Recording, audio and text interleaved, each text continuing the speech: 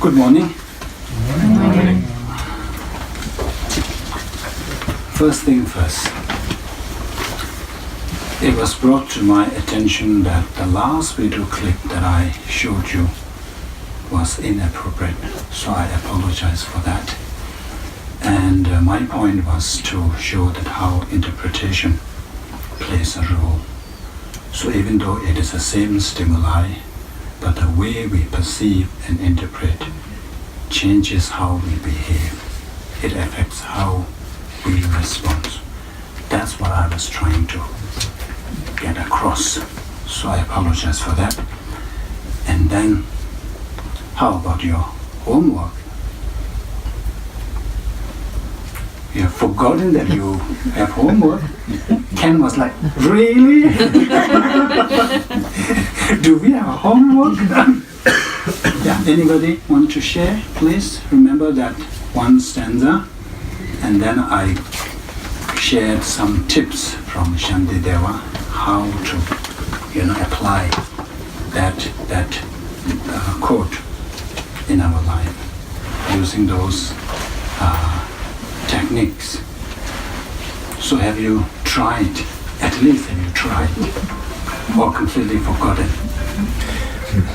Well, I'll start. This is really not from this past week. This is, I recite the 8 verses in the morning, and many years ago, I particularly thought of this one verse because of a friend of mine. And this is a climbing friend, someone I had known for decades and climbed many places with and experienced lots of things with, and he and his wife had moved out to Colorado, and I had spent time with him out in Colorado, and I called him up a few years ago to say I'm coming out, and he said, I don't want to see you, I don't want to have anything to do with you again, ever. I had no idea what this was all about, and I was really hurt. And so this is someone I had known for a very long time, a good friend, and so now it's been a long time. It's been 10 or 11 years since I've seen him, and I still think of him when I recite that verse as a reminder that I don't know what it is that caused him to start to feel that way, but that I can still on my part see him as a dear friend and someone that I've experienced a lot of very good things in life with. Mm-hmm. So it was not something this week, but it's something that's a good reminder for me. Very good, thank you. Well, the 8 verses is something that we've had for some time here, and it's very precious and it's very important. But the thing that's new to me was the refuge, and it embedded itself. It embedded itself all through the day at different times. It just would come, and wow, particularly when I'm in the shower, and it's like because the cleansing and so forth. But at all kinds of times, like I'm driving or I'm eating or I'm walking or whatever, many times of day, and I thought, what a wonderful gift, because this one, it just embeds itself. It just so, and I've noticed that each time it's like I go like this. It's like it calms. It just sets everything differently. It's like a really, it just away from the mundane and into a really peaceful type of experience. So I thank you for it. Okay, thank you. I think just to add on to that, So this which we did last week about this what do you call that purification practice through the three refuge. So I think that is very good idea. I forgot to mention. When you visualize, you can imagine when you go into shower, when you soap yourself, and then when you let the water run down, the way it kind of cleans yourself. And if you want to think in a better way is, let's say if you just jumped into a mud, and then you go into the shower, and then you let the shower run over your body. The way it cleanses all that mud. So you can imagine that when you're doing that, all your negativities that which you have accumulated over many lifetimes, all that kind of cleanse the way that shower water removes all that dirt. So that's very helpful. And then also I forgot to mention one thing. So when you do refuge practice, it is advised, especially we are so-called Mahayana practitioner, it is always advisable to include all the sentient beings surrounded, around you. And then when you do that visualization, the cleansing and receiving lesson, you also imagine that all that sentient being which surrounded you also receive the same blessing and purification. So that's a very good, powerful way of doing the practice. Yes. This isn't specific to the verse, but I work with a lot of nonprofits, and I received an email this week from a Christian-based nonprofit client that just had a quote at the end of the email that somehow just got to me. It was from Mother Teresa, and it just simply said, "When you judge others, you have no time to love them."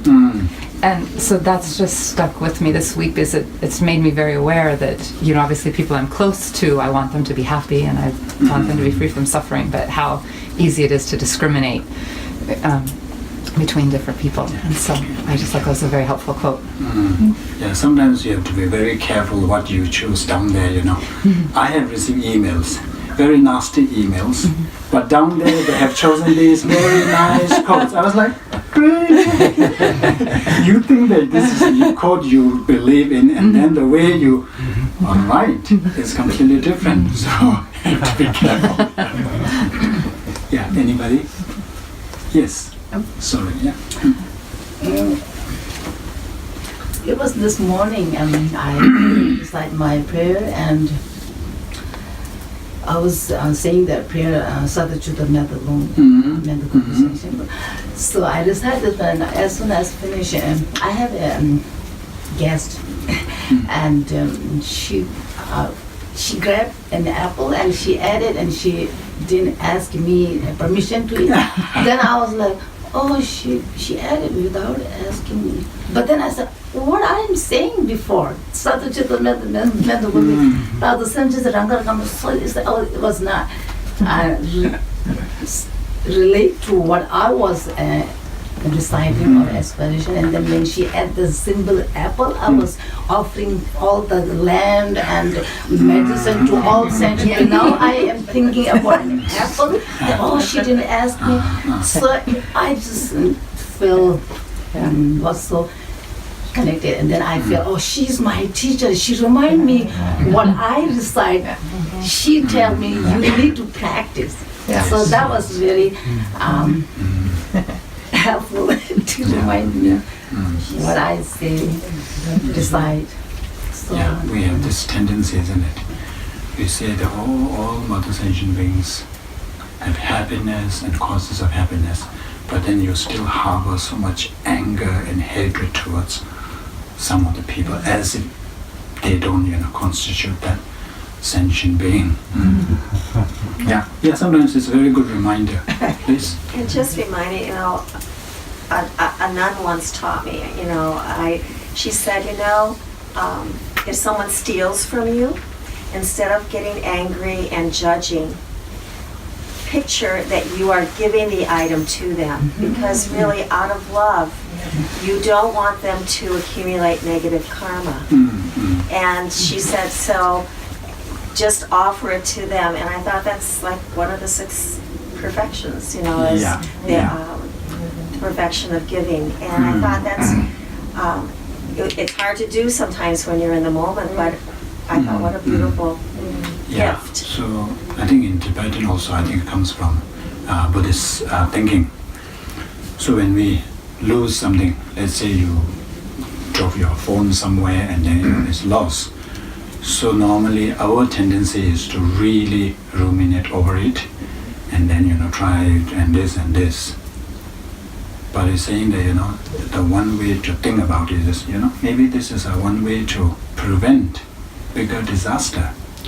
Just by, losing something small, it may help to prevent or avert a bigger disaster.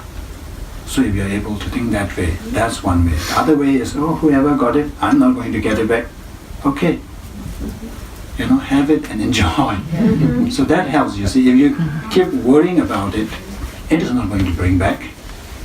But if you just kind of let it go, it gives you peace of mind.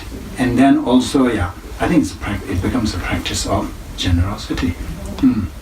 So that's, you see, how we interpret things. It really changes the whole situation.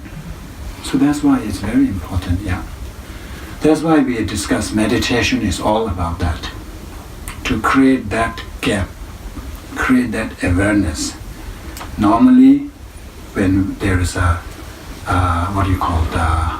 incident or stimuli, we just react.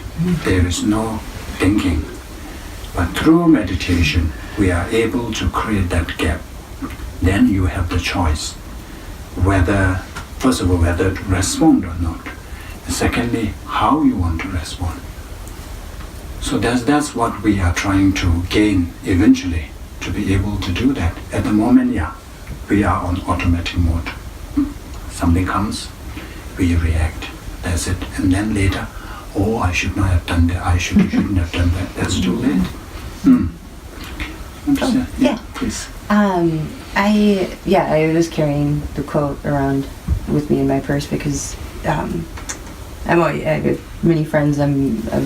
People come to me with problems, or they know that I'll always listen. And I don't know how many times I read that quote this week to people. And it just helped reshape their thoughts because it's just so clear and precise, but it just makes them think and reprocess instead of having so much anger towards the situation, to figure out what they can take from it to be more peaceful and healthy with the situation, as opposed to just having anger.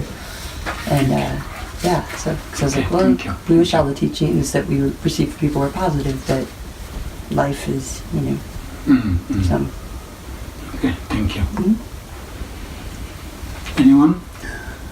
I talked to you about that, and just listening to this echo of this guy with his name T. I find that how do I use somebody that's so obnoxiously contaminated that how do I really work with that? And two things arose, and that is that I've been able to experience equanimity and with friends, strangers, but I had a difficult time in the post-meditative when you come out of, and it's supposed to spill over into your perception. The other thing is that if you distinguish between the person and their actions, then it's perfectly acceptable to have indignation towards their behaviors, but to still see them that they have the same nature. They want to suffer. They want to be suffering and want to be happy. So you can still see that other side of it. The other thing I wanted to ask you, Rinpoche, is that when it says teacher, I'm wondering, being taught that we have our inner teacher, is this external person or event or whatever it is, are they teaching our inner teacher to recognize it, or are we actually seeing them as an objective teacher that's trying to teach us something? I wanted to know if there was any distinction between them. So according to this stanza, it's like, instead of viewing the other person who is inflicting harm or who is causing harm to you, instead of looking perceiving that person as an enemy, somebody that you have to, somebody whom you develop aversion or hatred towards or against that person, but instead we should look for somebody who is helping you in your spiritual path. Because of that person, you have the opportunity to practice patience. Without that person, so you are actually looking at the person being kind. Because of this, you are able to kind of progress in your spiritual journey. So without that, so it's just viewing that person as a teacher in our conventional sense, one who teaches you, the right way. Yeah. But of course, internal teacher, I don't know whether there is a term. But then, of course, from the Buddhist, we talk about guru and all, that's different. There's something who shows you the path and all that. That is not just that, somebody teaches you and you listen, but it's all your attitude, whether you take that as your teacher or not. But in the Lamrim text, it says you have to investigate. You have to examine the teacher for years before you really take that person as a teacher. Because once you have taken that as your teacher, then there are certain practices that you have to follow. So that's why we have to be very careful, who you take somebody as your teacher. Sometimes, when people, some people were very charismatic, very good at, articulation, that you just, kind of develop liking, and then you think that, that is my guru, and you take it, and then later, over the years you developed, you come across this and this and that, and then if you started criticizing or seeing the fault, then it's not good for you. So that's why before you take, even if you are sitting here, you don't have to take me as your teacher, you're just attending a lecture. I don't expect you to take me as teacher. So you can kind of, make take your time, and then, if you really feel that, that person is right or worthy to be, has the qualifications to be a teacher, then, you can consider. So now, of course, there are very conservative view and very liberal view. The conservative view is, as long as you listen to one stanza, that becomes your teacher or your guru. But the liberal view is that no, it's up to you.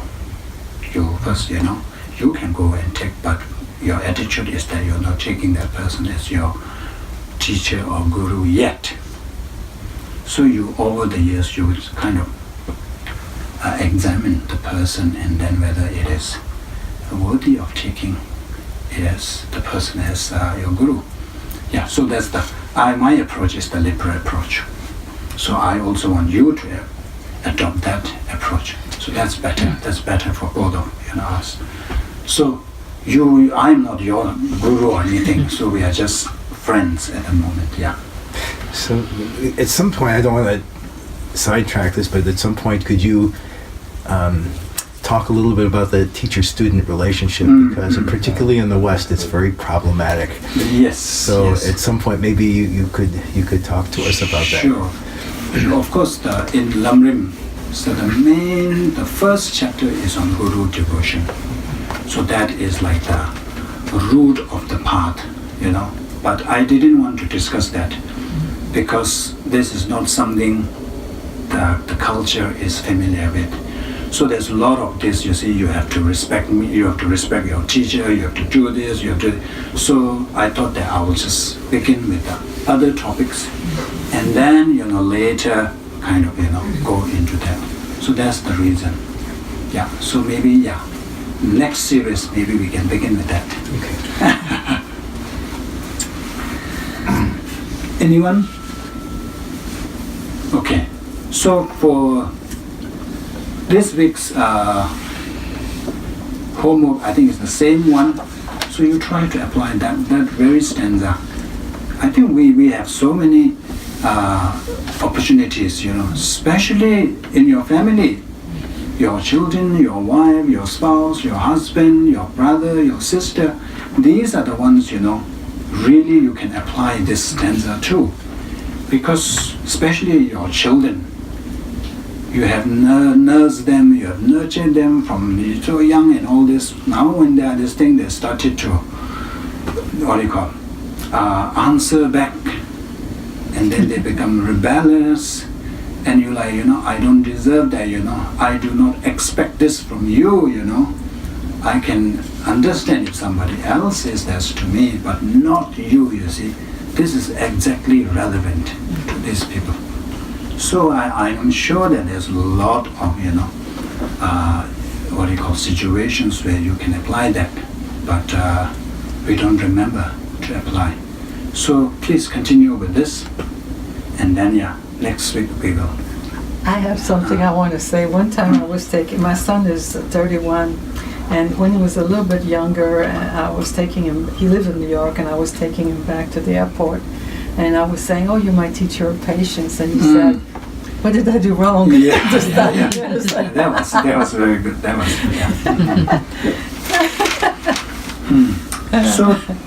So, anybody wants to say anything now?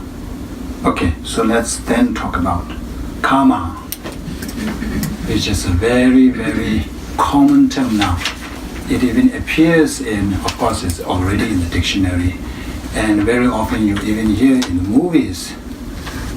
Karma has become now a universal term.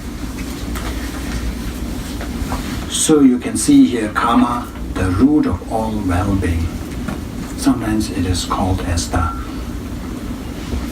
foundation of all good qualities. So in Buddhism, this is so important. Karma is one, one concept that differentiates Buddhism from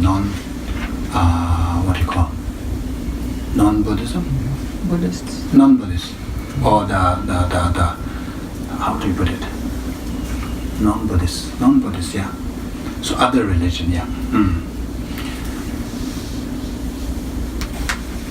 So what is karma? What is your understanding of karma? Action. Mm-hmm. Actions that you take, responses, thoughts. Yeah. Each. Yeah.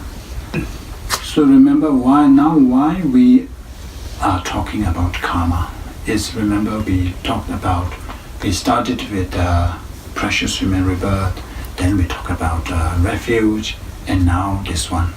So in Lamrim there is a progressive stage. First you have to, I think I mentioned this earlier. So Buddha taught 84 volumes, we call it, volumes of teachings.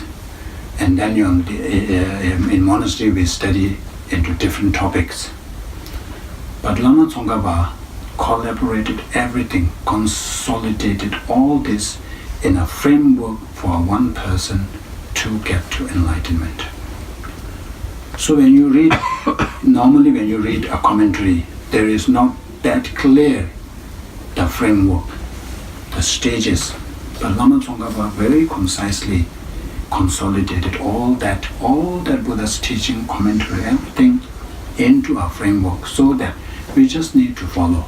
But of course, you have to follow in stages. So in order to get there, you need to first be on that. It's like the ladder. In order to climb up, you need to climb the lower rings. Otherwise, no way you can, And like foundation, like if you wanted to build a house, 3-story, 4-story, if your foundation is not stable, you may try to build it, you may try to build 3 stories, but it won't be stable. So that's why there are stages. Once you have to first come to that stage, from there you have to go there, and then slowly progress. So last week we talked about refuge. And refuge, we also discussed that it's not just about, asking Buddha to bless and then, Buddha just kind of liberate us. It is not. How Buddha save us, how Buddha help us is through teaching. That's why Buddha, as a teacher, we view Buddha as a teacher, and then Buddha's teaching, which is Dharma, as the actual refuge. Because if you follow the Buddha's teaching, then you will be able to liberate. So in other religion, it's more like, you pray to God and that's it. That God has the power to bring you up or throw you down. But in Buddhism, it is all about you. That means you are your own savior and you are also your own enemy. Because if you practice, then you save yourself. But if you do not practice and if you just kind of ignore this law and cause, the instruction of karma, then you are your worst enemy. Because of this, it will bring you to unfavorable. It will give you all kinds of unpleasantness, suffering, pain. So, since we have to, so it says, so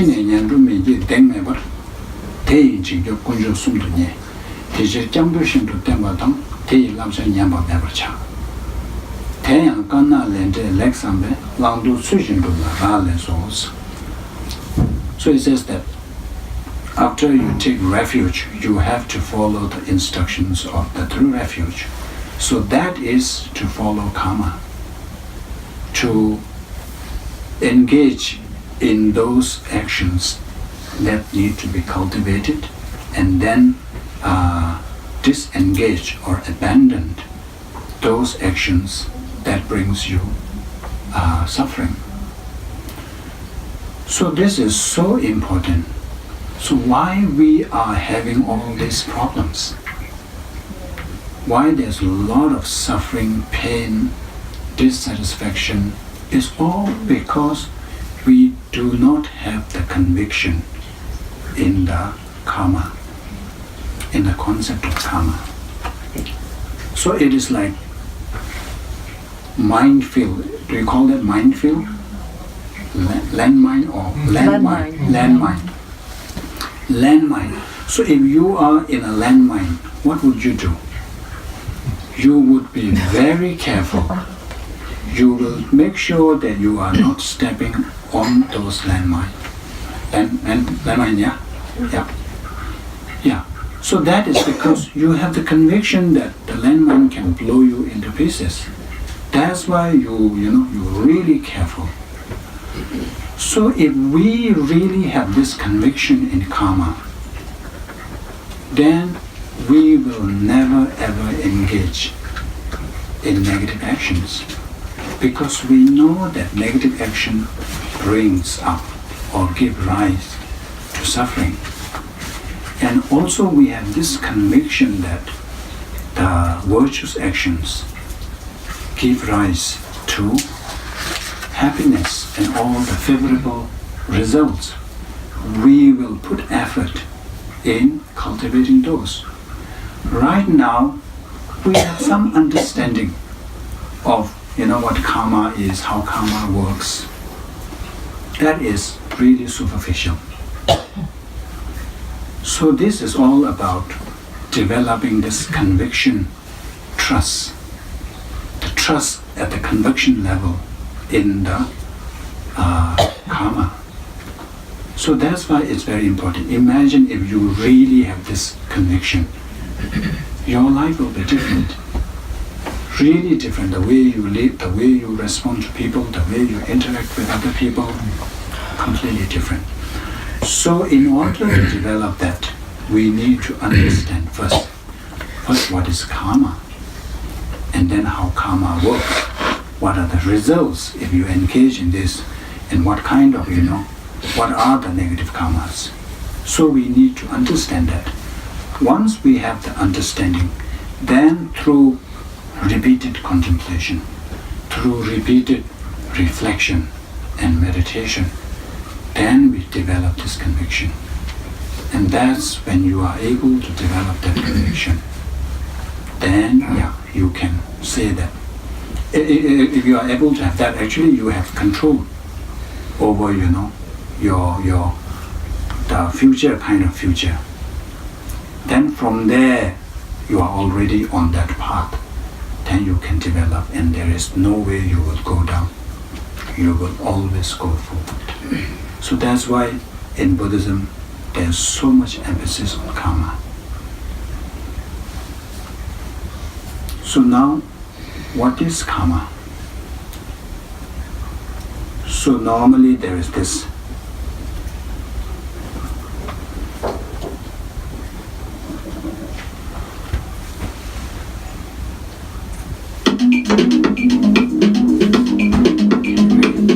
softer.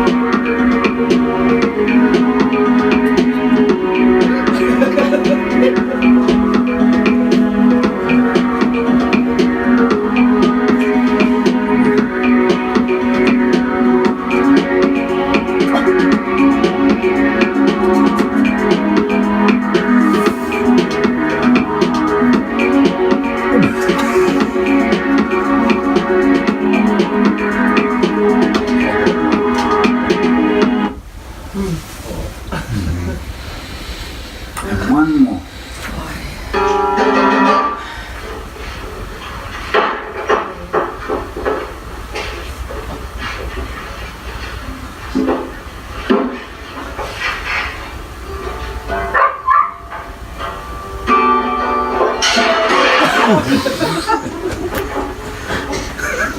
The cat did that.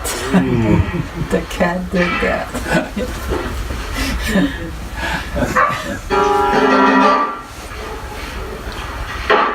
Sorry. Yeah, so that's the general understanding of karma. Right. What goes round comes round. In Tibetan, we have something called Sambanyamba Mila Chena, Jozo Burana Koyons. So it means if you inflict harm with ill intention, then you will experience this kind of result. You talk about the popularity of the term. That describes what John Lennon called instant karma. Right? It comes immediately from the action. Instant karma. So if you search on YouTube, you will see under this instant karma. Yeah. So this is mainly the road rage. Right. So we get the gist of it. It is actually so karma, who was it? Somebody said that it's action. Karma literally means action. So it's all about your action. So if you create something, then there will be a corresponding result. You will experience, there will be consequences. So of course, from the Buddhist point of view, when we talk about karma, you need to have some understanding, or at least some, faith in the reincarnations, and also life before this, and also life after this. Without that, we cannot talk about karma. So that's why the scientists and psychologists are struggling. There are many issues they cannot explain because they are trying to explain everything in this lifetime. So there's this famous debate, nature versus nurture. Are you familiar with this? In psychology, it's a huge one. You know how we behave, our personality, our behavior. So there are two schools of thought. One would argue that it's all about nature. It's all about, our inheritance. It's all about genes. We are born with that, we are wired with that, then we will become that kind of person. So it's like everything is blaming on our genes. And then another school of thought argues that no, it is all about external influence, your environment, how you are brought up.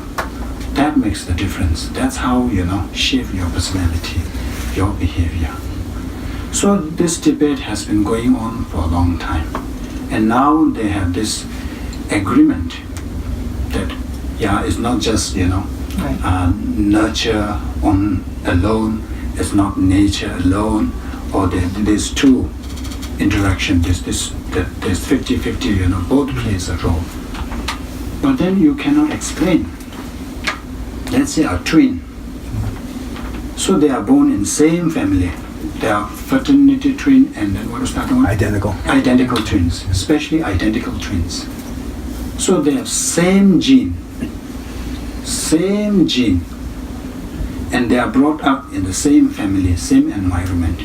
They're sent to the same school, but then completely different personality. One compassionate, soft person, another one aggressive and all that. So how do we explain? Nature, nurture. So they say, there is something interaction between this, something to do with. But from Buddhist point of view, it's so easy. It's karma. So when you have karma, can be only explained when you subscribe to the concept of past life, when you subscribe to the concept of rebirth, the next life. So we need to have that as a basis, and then we can talk about karma. Otherwise, what will happen is, we see so many cases. How come? I have lived a very ethical life. I don't remember doing anything, unethical, any negative actions. But how come I suffer? That's why I said that many of the cancer patients, the first thing is, why me? Why me? But I was told that by hospice volunteers, when it comes to HIV patients, there is less of that. Because some of them, they know where they got that sickness. So there is kind of acceptance. They know the cause. But the cancer patients, they always ask, why me? I go to church every Sunday. How come? And then we also have, how come, that person, he has been conning people, deceiving people all his life, and how come he's so successful? And here I am, really following the Dharma, and then here I'm struggling.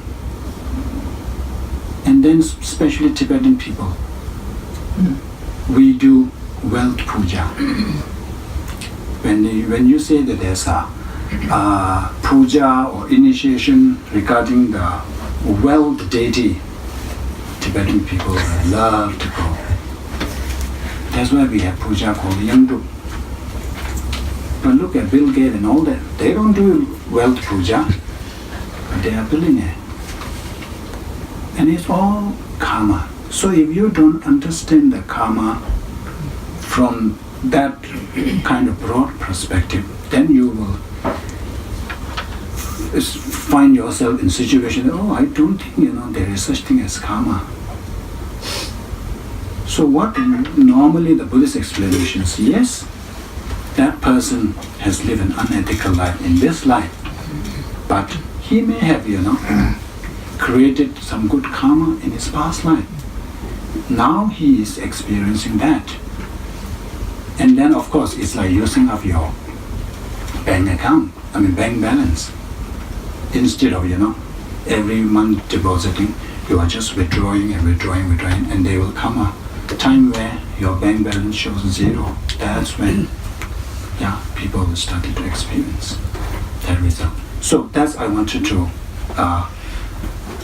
stress on this, because this is very important.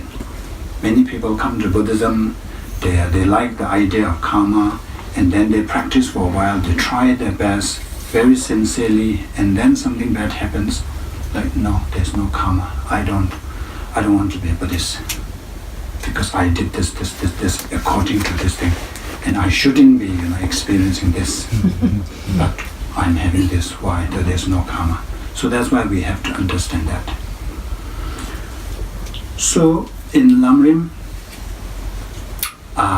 the karma topic is such a huge topic. It is explained with different subheadings. So we will focus on some of the points. We won't be able to cover all. So what we are going to cover, what we are going to discuss on, first we are going to talk about the general characteristic of karma, and then we are going to discuss on the actual non-virtuous parts, and then distinguishing heavy and light karma, and then finally we end up with the presentation of the results. So now, what are the characteristics of karma? Anybody want to volunteer? Actions bring results. Yeah, how many characteristics generally in Lamrim? Are you talking about the 12? General. There are. Okay, let me give you a clue. There are 4. 4. Wow, so clever. Certainty of karma, magnification of karma, Yeah.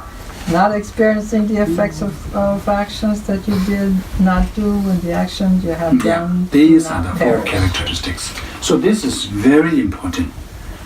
So if you really have the understanding at the conviction level, I'm talking about conviction level, we all have some understanding, intellectual understanding, but we need to bring that to the conviction level. Only then it will start to produce some result. Otherwise, no. So what is the first one? The certainty of karma. I'm supposed to bring my notes, and you know what I did? I brought the blank ones and left the others there. So let's see whether how much I can recall. It's okay. I think you'll be able to find it. I don't know where I put it. Okay. Yeah. So certainty of karma. What happened to my... Oh, I see. Okay. So 4. Certainty of karma. And then the magnification of karma. And then if an action is not performed, its result will not be met. And then actions that are done do not perish. So don't worry, we will cover each one so you will have time to write down. So the first, the certainty of karma. So to illustrate that, it's from the conventional sense. So what is this?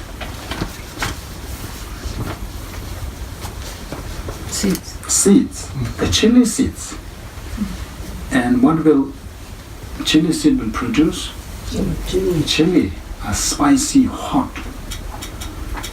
And what is this? That I don't expect you to know. I was also like, really? This is supposed to be the seed of strawberries.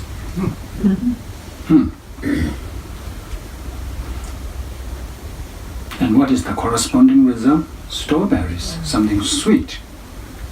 So basically, this idea of certainty of karma is that, first of all, in Buddhism, everything comes about from a cause.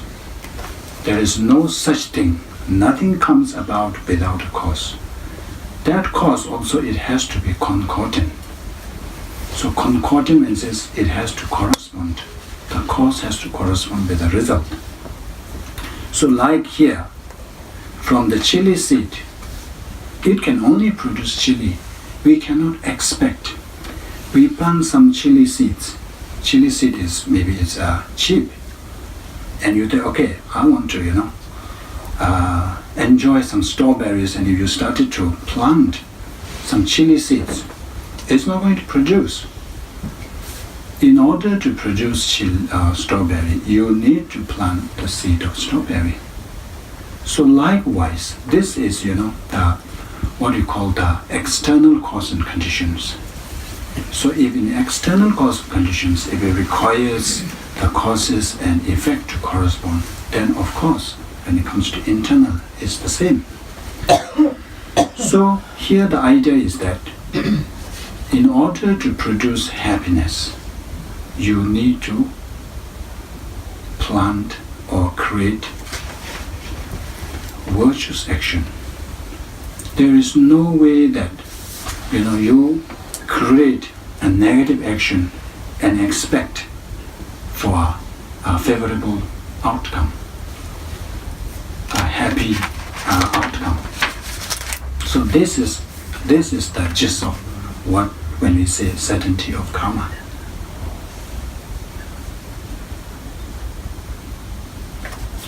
Most of us, we normally look the other way. We all want happiness. We all want to avoid unhappiness. But then, what do? We do the opposite.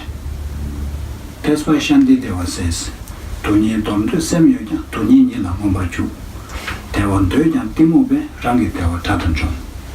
I have quoted that before in our first class. So this kind of captures, our habit. Even though we really desire for happiness and we really want to avoid unhappiness, but it was like we are running towards the suffering. So nobody wants to run towards suffering, nobody wants to experience. But here when Shantideva said, because we don't know, we are ignorant of the causes. Even though we wish for happiness, but we continuously engage in negative actions, which results in unhappiness. And likewise, even though we wish happiness, we do not wish to experience suffering, but we continuously engage in non-virtuous actions. That's why we end up feeling, how come, I want to have this, but always we end up with something else. So that's how karma works. So if you really want to, from this point, what you can take in is, if we really want to be happy, then create the causes of happiness. There is no other way. There's no other way. Likewise, if we do not wish to experience unhappiness, dissatisfaction, whatever it is, then do not create the cause. If you put an end to the cause, then of course it will not happen. So that is the main point here, certainty of karma. And in the Lamrim there is this famous story of Nyemba Sangden. Have you heard of this story? Who has this enchanting voice. Oh, that's a very common story. Okay. So this is to illustrate this point. So during Buddha's time, there was this monk called Nyemba Sangden, and who has such an enchanting voice. When that person sings, it's like everybody stops. Such a melodious voice, such a great singing voice. But appearance, the look, is very repulsive, so ugly. So the disciples asked Buddha, how come? Why is that so? So Buddha explained, many years ago, not many years, hundreds of years, or during other Buddha's time, what happened was, at that time the king was constructing a stupa, big stupa, and he was part of the labor team there. And when he found out that they are planning to build such a huge stupa, he kind of developed a negative attitude. Why do they need such a huge stupa, It will never complete. That kind of attitude. He kind of criticized that whole thing. But then, once it was completed, it turned out to be a magnificent stupa. And he kind of regretted what he said, and then he made an offering. He bought a bell, small bell, to adorn the stupa. You will see that some of the stupas, they have these bells. It's like the wind chime, you have this one. So he offered that. So that's why it's the result. Because of his criticism of the stage, of the stupa, so he was born with that kind of look, repulsive look. Whereas after regret, he made that offering, which produced a very nice sound. He developed a very enchanting voice. So this is to show that, you see how these two different karmas can produce different results. So there is no way that he did the that criticism can bring about his enchanting voice. It is not. It has to correspond. So that's the point. The second one is magnification of karma. So this one, just to give you an idea. What do you think this is? This is a mango tree. You can see so huge. And it can really provide shelter to many people. If you gather in India, it's common, especially in village, when they have their what is called panchayat, or their meeting in the village. They normally sit under this. And in monastery, we have a debate between our classes, immediate class, the one above us and one below us. So there's a very competitive debate. It's an annual thing. So we really prepare for that. So in order to prepare for this, we go as far as possible. In monastery, all the buildings are really closely built. So you have to keep it secret. They don't want your other classes to know on which topic our class is going to debate on. Otherwise, they can, read all that and then come well prepared. And then, we won't be able to really give them a hard time. So we used to go into the nearby field, which has all this. And then it's very funny. We also assign people as lookout. So they will be stationed, see whether anybody coming to, listen to what we are discussing. So it was so pleasant. It can really provide shade for, like when we started our class, it was like 200 students in one class. So all that huge banyan tree or the mango tree came from just this one. So in external cause and condition, you can see that something small like this can produce such a huge result. And this is not just this one. Year after year it produces how many mangoes? So likewise, when it comes to internal cause and condition, it's sin. You think that, oh, I have created only just a small negative action. But if you just ignore that, it multiplies. Here it's about multiplying. It increases. So even though first when you committed the action, it may be an action that can maybe result into something very small consequences. But if you leave it there, it increases, and then it will become a heavy karma. So that's why we have this saying, Kebe tigwa chi yang yang, lumbe tigwa yang yang chis. So those wise people, because when they create negative karma, because they are wise, they created it knowingly. So when it was produced, it was heavy, because you did it knowingly. And whereas those fools or those who are ignorant of how karma works, so when they engage in negative activities, at first it is light, because they are ignorant about it, they didn't know about it. So it's light. But then it changes.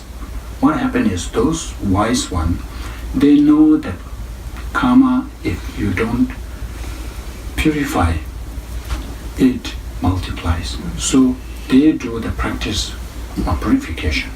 Because of that, it started off with a heavy, but because of the purification practice, it becomes lighter.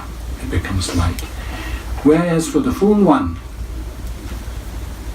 they don't know about this, the magnification of this karma.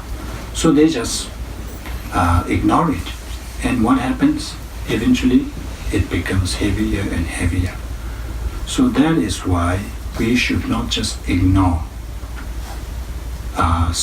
tiny negative actions. You may think that, oh, just killing an insect like mosquito is okay. It's not okay. If you don't purify, if you don't practice what is called shapa, I think it's purification, then it multiplies and it becomes consequences becomes heavy. Likewise, you should not think that, oh, this is such a trivial, positive actions, trivial virtue, I don't want to do it. No, even a trivial one, it accumulates. It's like if you put a container under a drop of water, if there is a drop coming from some tank there, and if you put a pail under it, even though it's just one drop, but after a while it fills up. So you should not just take it kind of relaxed kind of attitude. You should, even if it's a tiny or trivial act of virtue, you still should put effort in doing that. And there's a story, so we are going to break a bit later, yeah. So there's this story. So Lamrim, there's a lot of stories. So these stories help us to develop this conviction. So there's this story about a young boy who was born. When he was born, his fist was closed. And the parents opened it, a gold coin drops. So there was a continuous gold coin. So it was asked, Buddha was, the question was put forth to Buddha. What is the karmic connection? So Buddha explained, one time during another Buddha's time, this boy was a woodcutter. He lives as a woodcutter. He goes to the jungle, cuts wood and sells. He lives on a meager earning.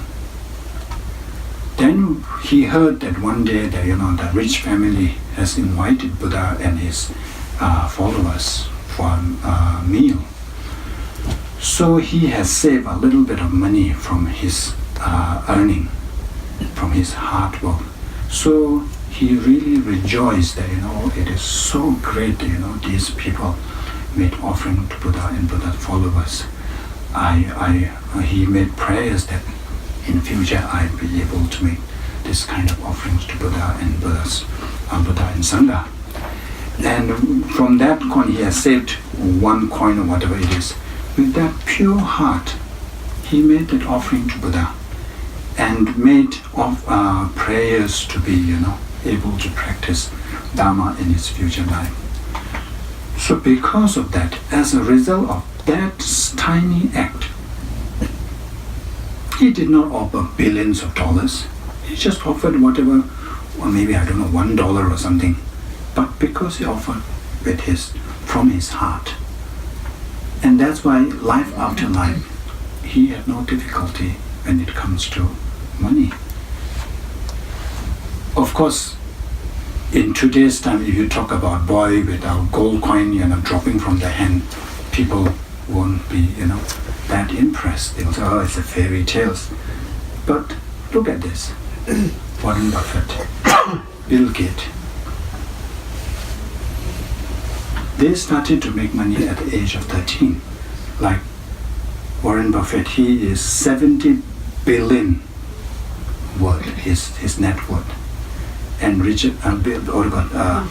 Gates, 85.7 billion. He also started at age 13. So you see, these people, even though there is no gold coin dropping from their hand, but whatever they do, you see, they are very, easy for them to make money. So of course we don't know. If Buddha were here and if you ask why Warren Buffett can, roll his money so easily, why Bill Gates can make a lot of money. Maybe there is some in one of those way, maybe that is the result, but we don't know. But even though what I'm trying to get to is that in this era, if you talk about gold coin dropping from your hand, it is not convincing. But here, some people, and they work so hard, they do a lot of these things, but they are not successful. But others, they are very successful. They started from with what amount of money they started, but they are able to churn the money, roll the money so easily. It comes so easily. So these are also, maybe one of those tiny acts of generosity. In Bill Gates and Warren Buffett, all this thing, you can see that even now, how much they are giving to charity. Every month every year they are giving billions and billions. From that you can see, I can understand why, they are doing so well. Because they are spending. We have a phrase in Tibetan.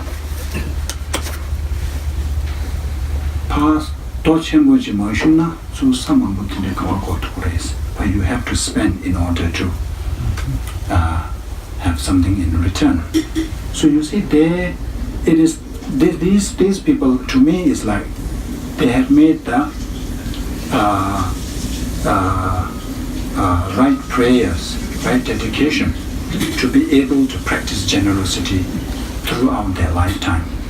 And we also know some billionaires, they hardly engage in charity and all that giving. So these may be, one time they may be, and they may have engaged in act of generosity, but they did not kind of include that prayer to be generous throughout their lifetime, throughout many lives. So there can be a difference. Anyway, the point is that not to ignore. So we will discuss this later, but just here I will just mention briefly. So it is very important to every night or every day do prostrations and kind of confess or kind of do purification. Whatever I have negative actions that I've committed today, and then say, may it all be purified. So in this way, you are able to prevent the multiplication or the increase, the process of magnifying your negative actions. So that's a good practice. So that's why many do that. Morning they will do 3 prostrations. Before going to bed they will do 3 prostrations. These have reasons for that. Okay, so we will stop here for the break.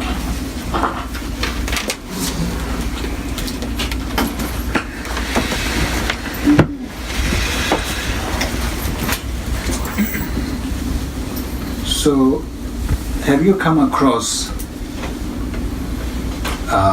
phrases like, wow, it's a miracle, that person, escaped death. There's a lot of what you call the miracle escape. Have you come across any of those? Like this one? Yeah. This is a sole survivor of a Yemeni jet. And when the plane crashed into the sea, I think, and she managed to hang on to a piece of flight, what do you call it? Yeah, something floating there. So she managed to hang on it, and for I think 6 or 9 hours she kind of hang on it, and then she was rescued. So all died, only her. So normally what would we say? It's a miracle. But from Buddhist point of view, it's karma. If an action is performed, its result will not be met.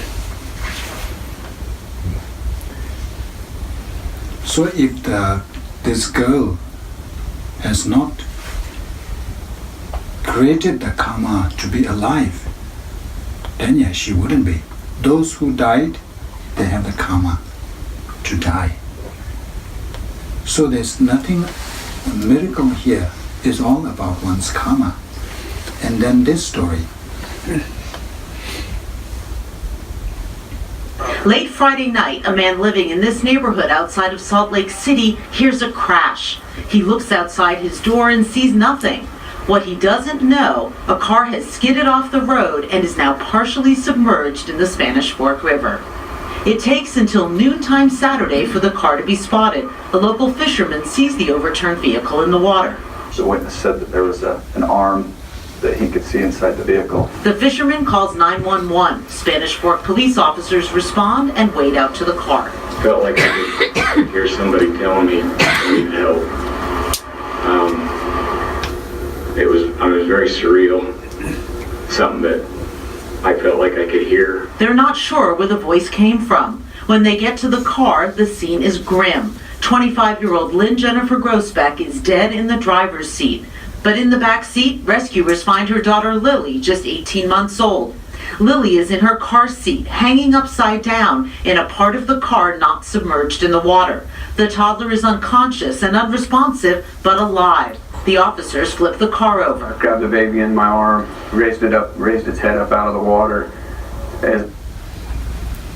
So for 14 hours, the baby was hang upside down in the cold night, but she didn't die. Those who have no idea of karma will say, oh, it's a miracle. Then there's another one. This happened in India.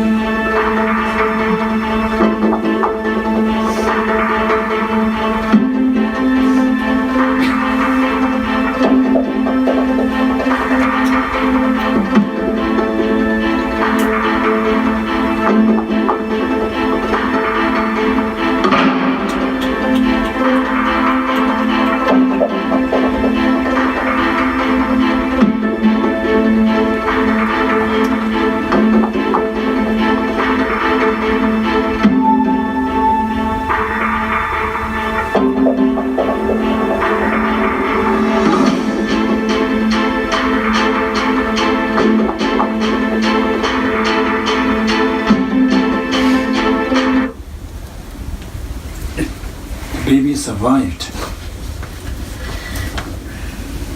What are the odds? The parents were thrown off the bike, but the bike still moved on, but it did not hit any vehicle, and still there was no crash. Of course the bike fell, but the baby was alive. So these are also examples. If you have not created karma to experience a particular consequences, then you will not. Some people jump off from buildings to kill themselves, but they're still alive. And then in Tibetan, there's this, we have this Tibetan, I don't know, we have this pornaza. It's and in the West, I think it's more like considered as gastric problem. So there are many stories. They say, oh, if you go to those hot springs, you will be cured. And some people get cured. And then even there are this repulsive idea that, if you drink kerosene, you will be cured. And people were cured. And then say, oh, you have to do prostrations to Bodh Gaya. If you do 100,000 prostrations, you will be cured. There are people who are cured from that. You see, why is it that some people get cured, some people do not?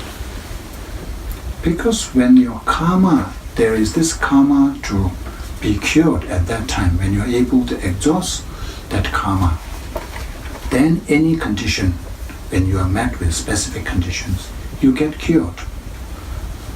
So this is also coming back to karma.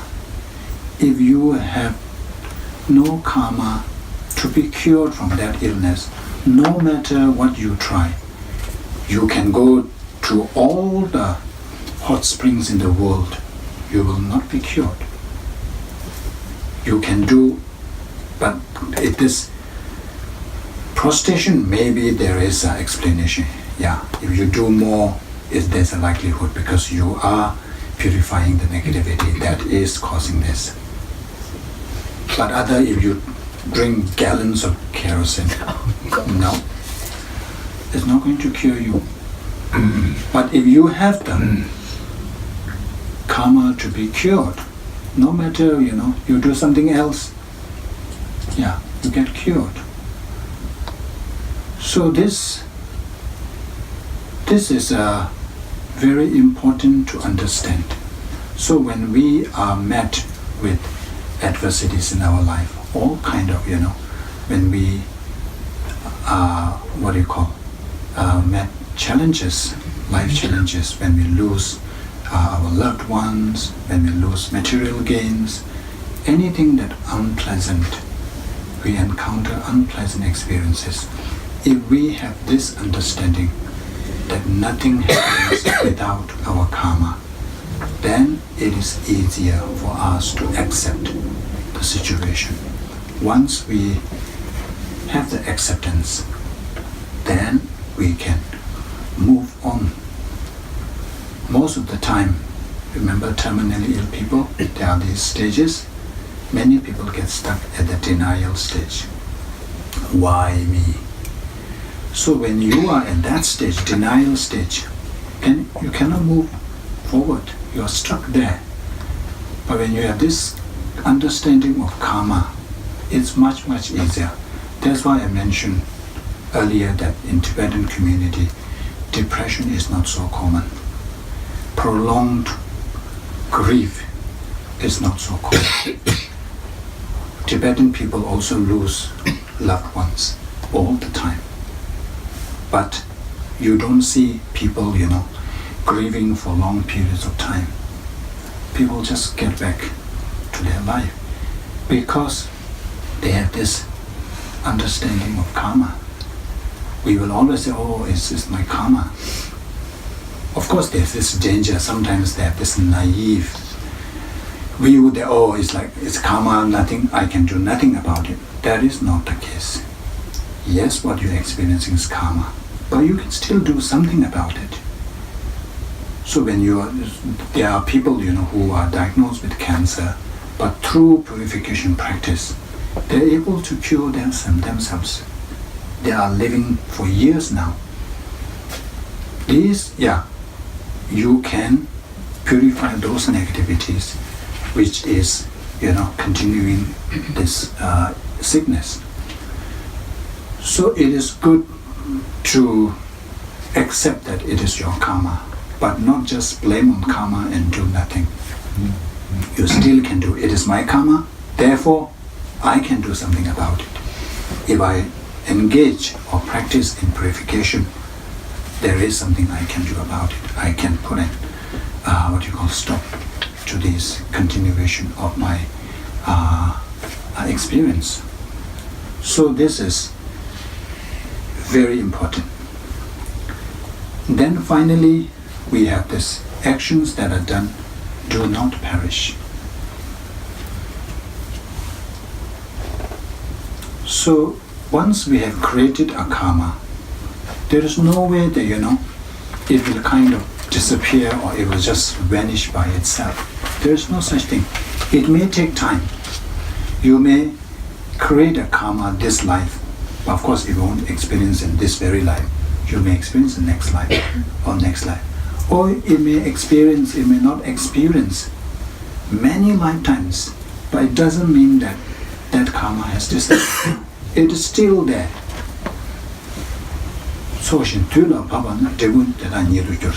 When the cause and conditions come together, you already have created the cause.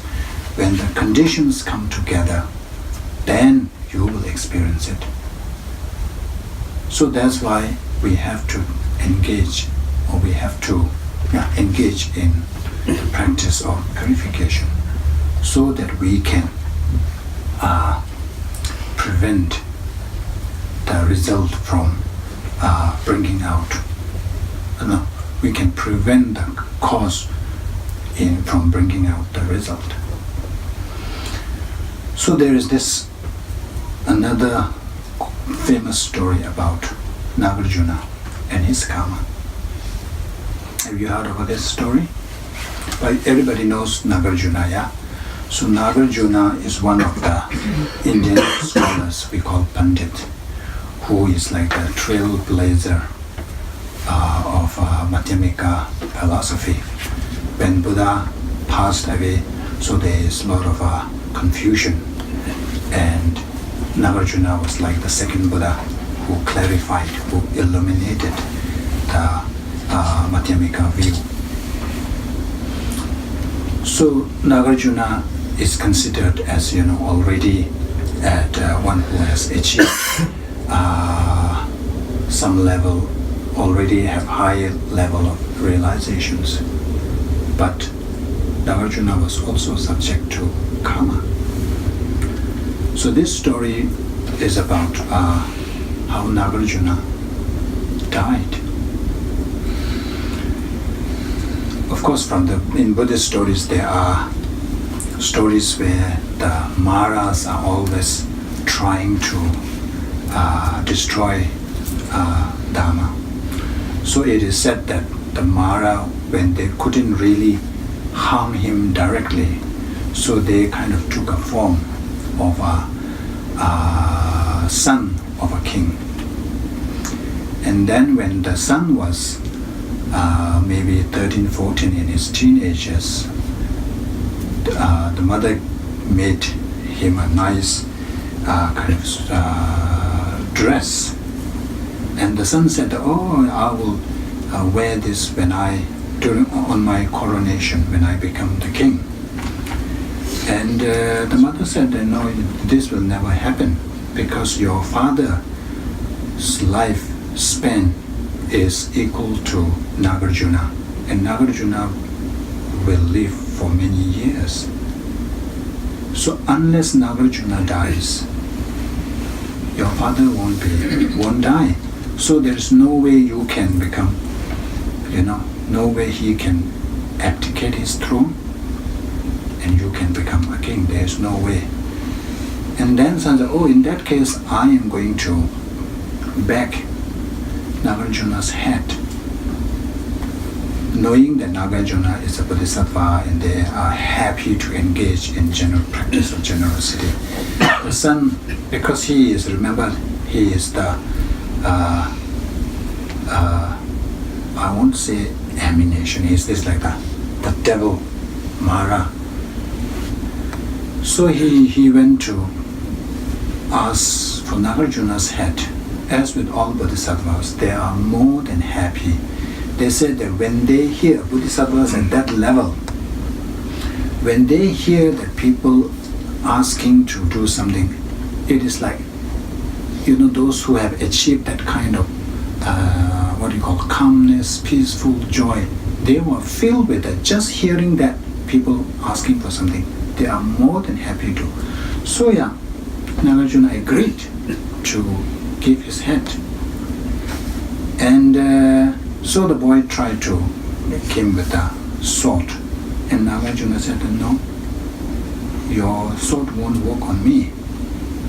You won't be able to cut my head with the neck.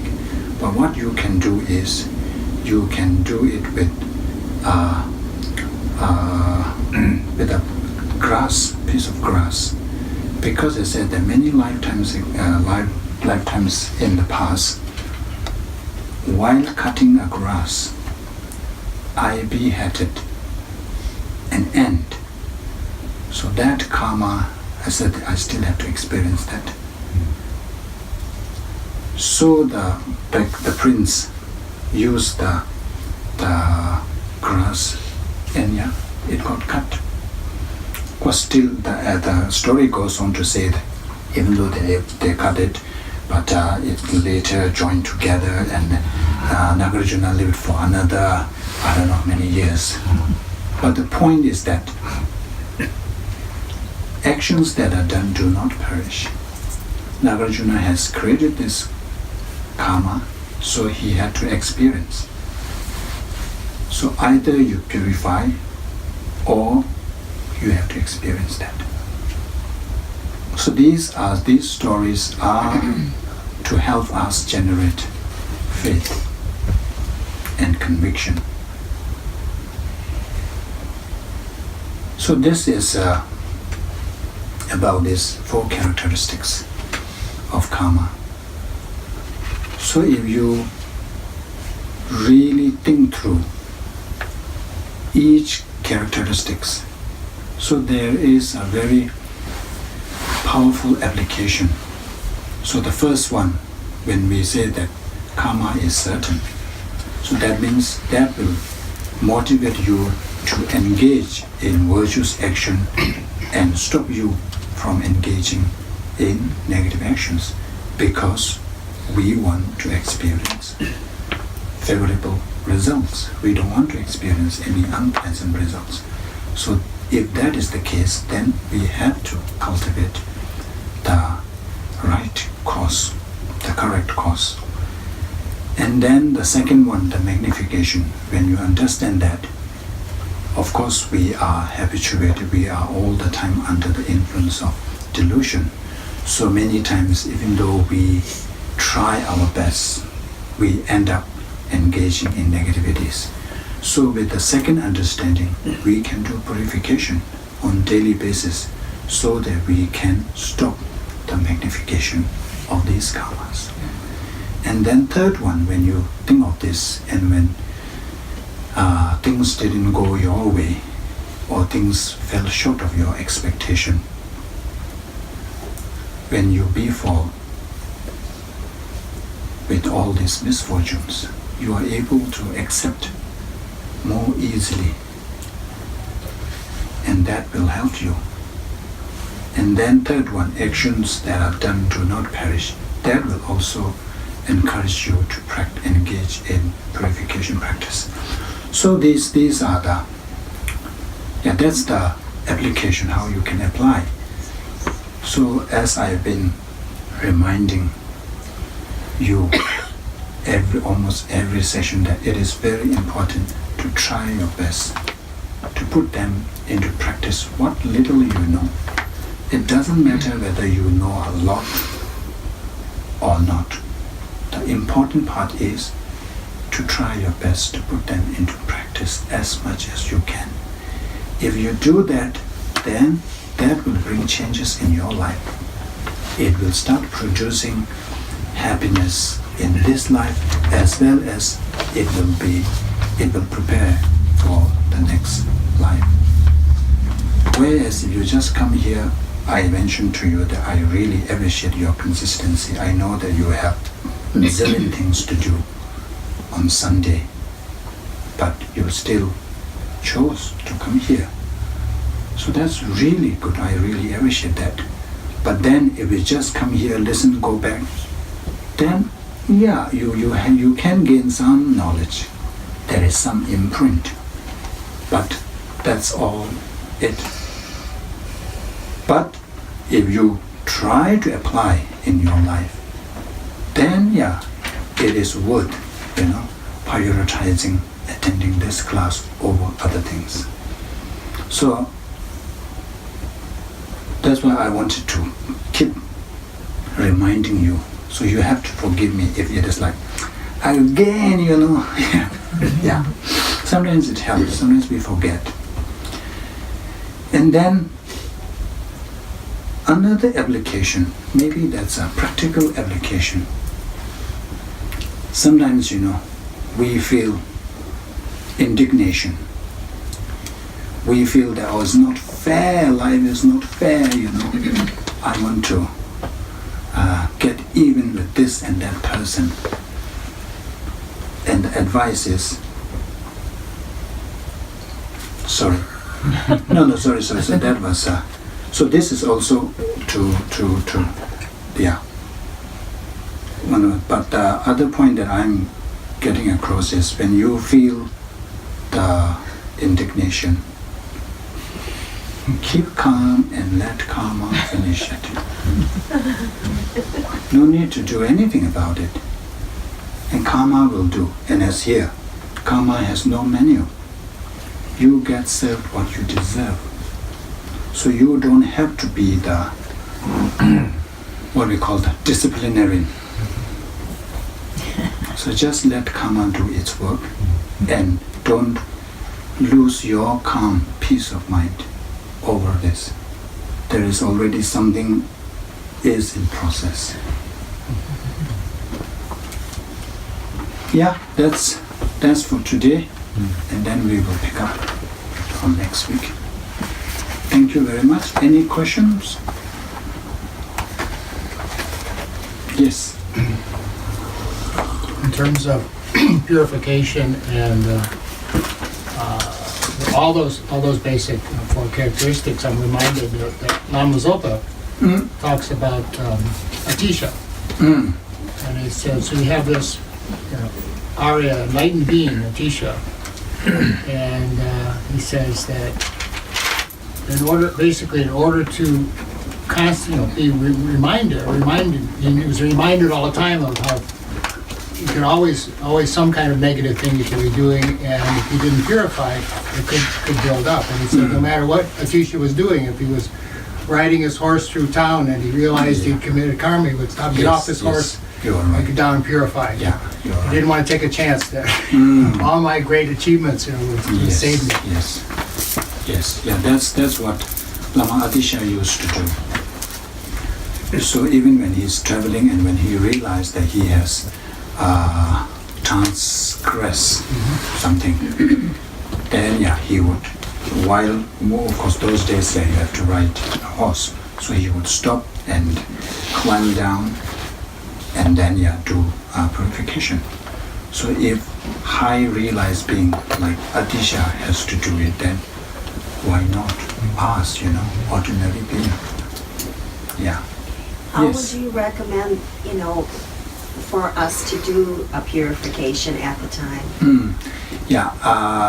My plan is to cover that later. Okay. Once we cover the karma topic, then we will talk about the purification practice.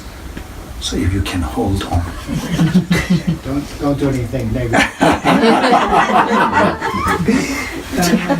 Yeah, that's the good advice. Don't do any negative before you know the remedy. Yeah, basically, you just do prostration is good enough. We will talk in detail, but just offer morning, evening to prostration. So when you do morning, all the nighttime, whatever negativity you have committed, just may all that be purified. And then evening, when you, before going to bed, if you do prostration, then during that whole day, whatever negativity that you have committed, then yeah, make prostrations to purify that. Thank you. Or any comments? It doesn't have to be a question, you can comment. And also the meditation of the refugee that Refuge, yes, that definitely, also. definitely. Yeah, we have already done the refuge practice, so you can do that on daily basis. So that's already a purification. So I was just thinking about, I might be just naive, or, you know, when you're talking about karma and so the illnesses and, you know, like, about taking medications. You know, sometimes in Tibetan we believe like it's a karma, so, you know, it wouldn't make any difference. But I know sometimes preventive's important. You Yes, take care yes. of things. Yes. So it just came to my mind, both the actions of, you know, taking the medication, Yeah, also yeah, doing the yeah. purification. Yeah, I mean that's very naive view, isn't it? Oh, is everything is karma? I don't have to do anything. That's not what Buddha said. Yes, it's karma, so that's why you have to do it, because karma is your own action. So, let's say if you say, oh, if I have karma to cure, I will be cured. So I don't want to do anything. But there's something called condition.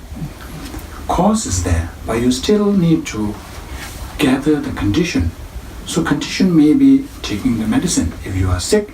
So of course there is a karma there, and then you need to take the medicine. So maybe when the karma is ripened, then that condition will help to ripen that karma to be free of illness. Yeah, good point. Thank you. If not, thank you very much, and I will see you next Sunday. We should say the dedication prayers. We begin with the short mandala offering, the first verse, and then the concluding prayers.